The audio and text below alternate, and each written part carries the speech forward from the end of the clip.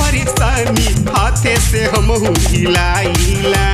सूरत सहरिया में अपन मौसमिया दिन रात गोरी चलाइला।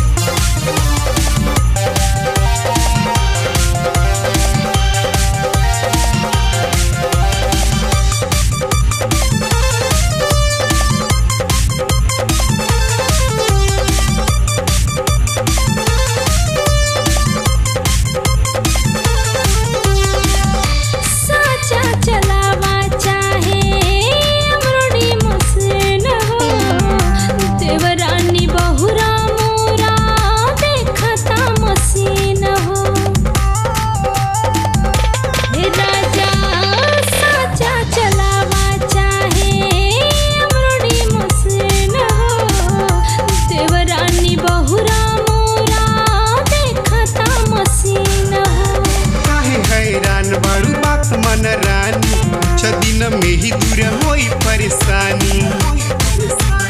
मनमा के धीरज धरा के